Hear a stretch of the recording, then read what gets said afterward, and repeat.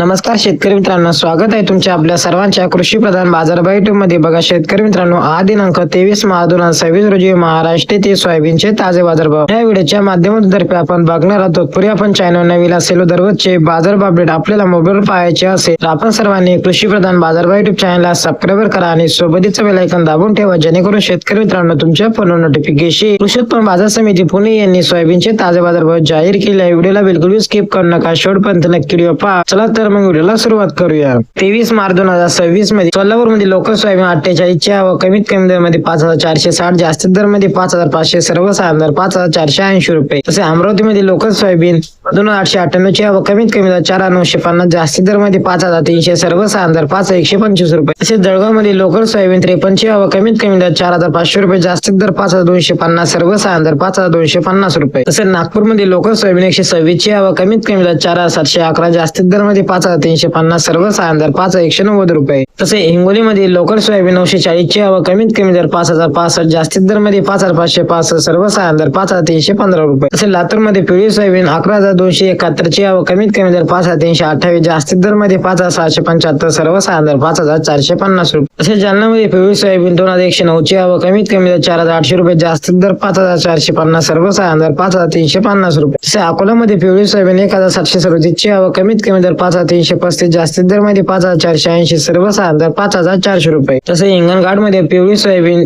1392 ची आवक कमीत कमी दर 3500 रुपये, जास्तीत दर 5300, जास्तीत दर 5535, सर्वसाधारण दर 5400 रुपये। तसे देऊळगाव राजामध्ये पिवळी सोयाबीन 25 ची आवक कमीत कमी दर 4500 रुपये, जास्तीत दर 5400, सर्वसाधारण दर 5400 रुपये। हे होते 23 मार्च 2026 रोजी महाराष्ट्रातील सोयाबीनचे ताजे बाजारभाव। भेटू एका नवीन व्हिडिओ मध्ये, तोपर्यंत धन्यवाद।